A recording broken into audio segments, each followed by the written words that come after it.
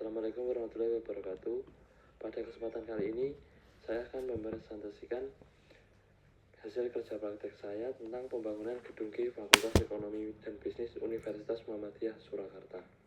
Sebelumnya, perkenalkan, nama saya Muhammad Hafiz Harun Ashraf dengan NIM D100210044. Latar belakang. Universitas Muhammadiyah Surakarta merupakan salah satu perguruan tinggi Muhammadiyah yang berfokus pada pengembangan pendidikan, ilmu pengetahuan, keterampilan, dan budaya Islami. Dalam upaya meningkatkan kenyamanan serta optimalisasi pemanfaatan kawasan kampus, UMS mengalihfungsikan lahan parkir menjadi gedung G Fakultas Ekonomi dan Bisnis Universitas Muhammadiyah Surakarta. Sementara gedung lama dimanfaatkan sebagai taman kampus untuk memperindah dan menciptakan suasana yang lebih nyaman di kampus 2 Universitas Muhammadiyah Surakarta. Keberadaan gedung G diharapkan dapat menunjang kegiatan akademik, dosen, dan mahasiswa. Melalui kerja praktek ini, mahasiswa diharapkan memahami proses pembangunan gedung dari aspek teknis maupun manajerial.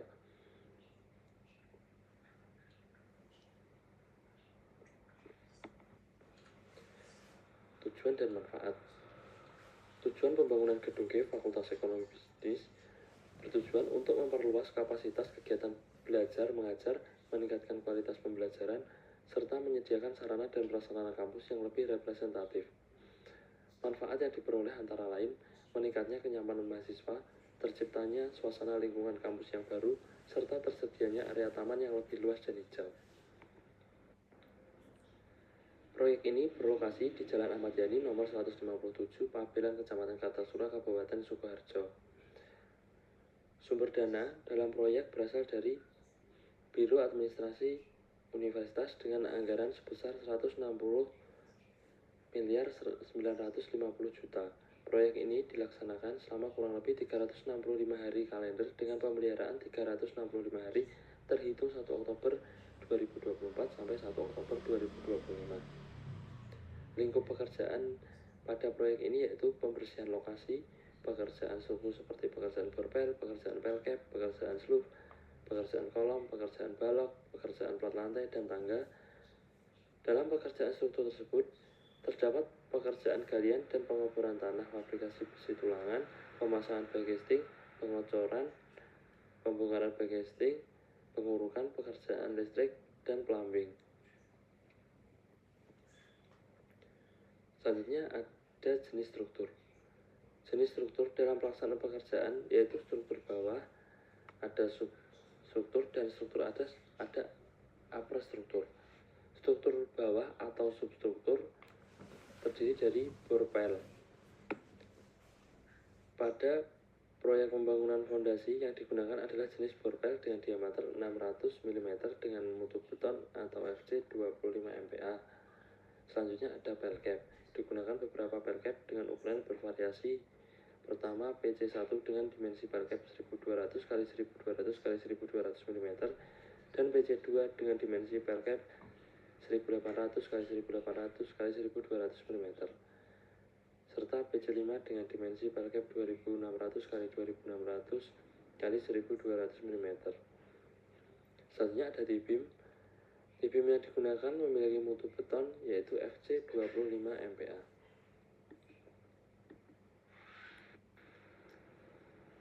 Selanjutnya ada jenis struktur atas atau upper struktur. Yang pertama ada kolom. Pada proyek ini terdapat beberapa ukuran kolom yang digunakan, seperti kolom K1 dengan dimensi 700 x 800 mm, kolom K2 dengan dimensi 400 x 600 mm, dan kolom K3 dengan dimensi 400 x 800 mm. Selanjutnya ada balok. Dalam proyek ini terdapat beberapa ukuran balok yang digunakan, seperti balok B1A dengan ukuran 250 x 400 mm, balok B2A sampai B2F 250 x 500 mm, balok B3B ukuran 250 x 600 mm, dan G4A 250 x 700 mm, balok G7C sampai G7E berukuran 350 x 700 mm, dan yang terakhir ada balok G8A sampai G8C dengan ukuran 400 sampai x 700 mm. Selanjutnya ada plat lantai. Pada proyek ini menggunakan plat lantai dengan plat beton bertulang dengan ketebalan 150 mm. Selanjutnya ada tangga. Tangga adalah bagian dari struktur bangunan yang terdiri dari plat, bordes, dan anak tangga yang berfungsi untuk menghubungkan satu lantai dengan lantai di atasnya. Selanjutnya ada dinding geser atau core wall. Core wall adalah tulangan punggung suatu bangunan, gedung, atau struktur inti. Merupakan dinding geser yang terletak di dalam wilayah inti pusat dalam gedung, yang biasanya diisi tangga atau poros lift. Selanjutnya ada atap. Pada proyek ini, rangka atap baja digunakan sebagai rangka atap karena atap adalah bagian paling atas dari bangunan yang secara fisik maupun metafisik melindungi gedung dan penghuninya. Berikut merupakan data-data umum dari proyek pembangunan gedung G Fakultas Ekonomi dan Bisnis Universitas Muhammadiyah Surakarta, meliputi nama proyek, lokasi proyek, fungsi bangunan, jenis kontrak, nilai kontrak, pemberian tugas, nomor SPMK, nomor kontrak, konsultan pengawas, konsultan perencana, kontraktor pelaksana, luas bangunan, waktu pelaksanaan, masa pemeliharaan, tanggal mulai, tanggal selesai, dan yang terakhir ada sistem pembayaran yang digunakan. Selanjutnya ada manajemen proyek. Manajemen proyek adalah suatu kegiatan merencanakan, mengorganisasikan, mengarahkan, mengawasi, serta mengendalikan sumber daya organisasi perusahaan guna mencapai tujuan tertentu dalam waktu tertentu dengan sumber daya yang tertentu juga. Ada 6 fungsi manajemen proyek. Yang pertama, penetapan tujuan atau goal setting. Yang kedua ada perencanaan atau planning. Yang ketiga ada pengorganisasian atau organizing. Yang keempat ada pelaksanaan atau activating. Yang kelima ada pengawasan atau supervising. Yang terakhir ada pengendalian atau controlling.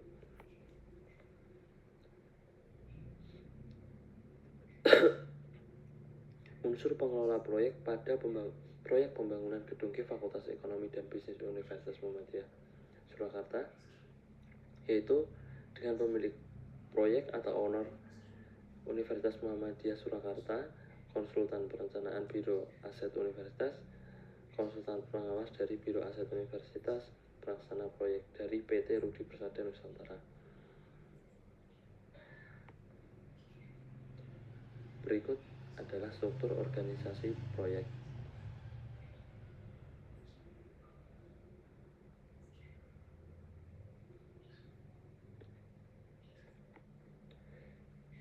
Proses pelelangan. Pada proyek pembangunan gedung G Fakultas Ekonomi dan Bisnis Universitas Muhammadiyah Surakarta, ini tidak menggunakan proses lelang, melainkan melalui proses tender. Proses tender sendiri berbeda dengan lelang.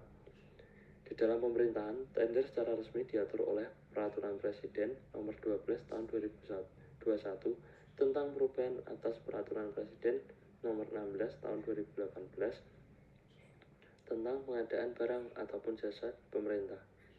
Demi untuk memastikan proyek tersebut menggunakan dana negara yang dilakukan secara adil, transparan, dan akuntabel.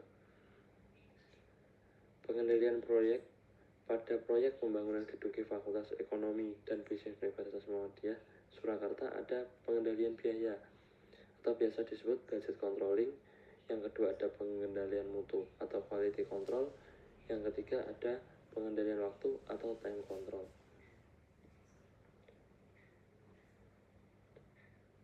Di sini ada bahan bangunan yang digunakan dalam proyek pembangunan gedung G Fakultas Ekonomi Bisnis Universitas Muhammadiyah Surakarta.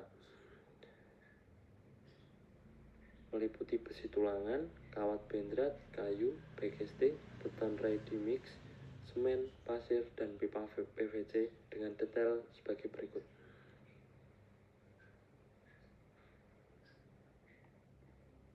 Selanjutnya ada peralatan proyek.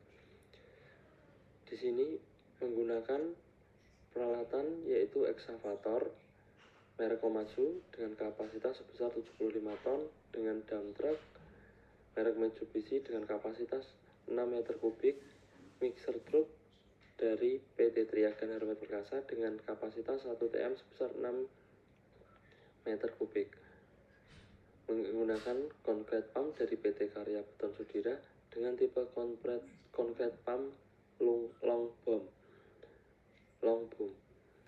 Tower crane menggunakan tower crane dengan kapasitas 100 ton. Baby roller dengan merek Sakai dengan kapasitas 2 ton. Vibrator beton dengan merek Robin dengan tenaga mesin 6,5 horsepower. Pelaksanaan pekerjaan. Di awal pelaksanaan, kontraktor harus memiliki dokumen awal pelaksanaan seperti berita acara, gambar-gambar detail, RKS, dan dokumen lainnya. Selanjutnya, kontraktor membuat shop drawing sebagai acuan pelaksanaan dan as-built drawing sebagai laporan akhir gambar-gambar yang sesuai dengan pelaksanaan. Setelah adanya pekerjaan tambah maupun kurang. Yang kedua yaitu ada pekerjaan kolom. Pada tahapan yang pertama, pekerjaan persiapan kolom. Yang kedua, fabrikasi baja tulangan kolom dan pemasangan.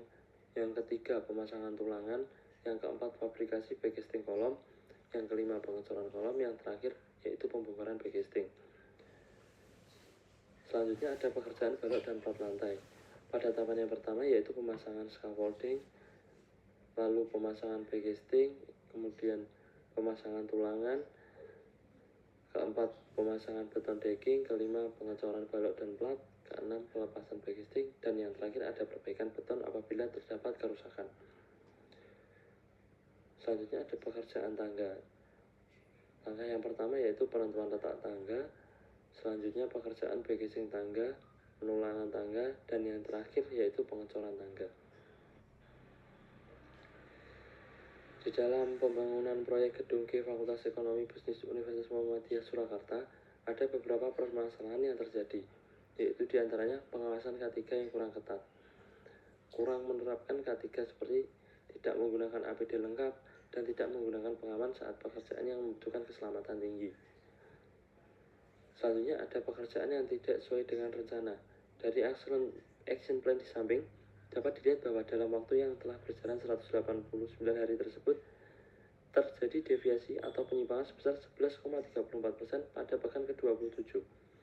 Deviasi tersebut disebabkan beberapa permasalahan atau keterlambatan pekerjaan yang sudah dijelaskan pada paragraf sebelumnya. Solusi untuk permasalahan dalam pelaksanaan konstruksi.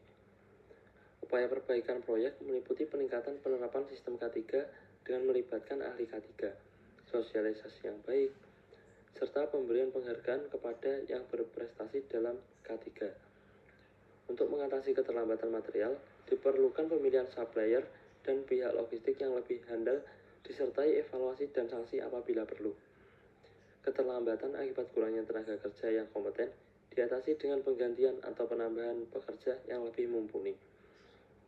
Masalah keterlambatan akibat penyaluran upah yang tidak tepat ditangani melalui evaluasi dan pemberian sanksi kepada pihak yang bertanggung jawab. Selain itu, keterlambatan proyek secara keseluruhan diatasi dengan penjadwalan ulang proyek melalui evaluasi dan pemantauan yang lebih optimal. Sekian yang dapat saya sampaikan. Apabila ada kesalahan, mohon dimaafkan. Wassalamualaikum warahmatullahi wabarakatuh.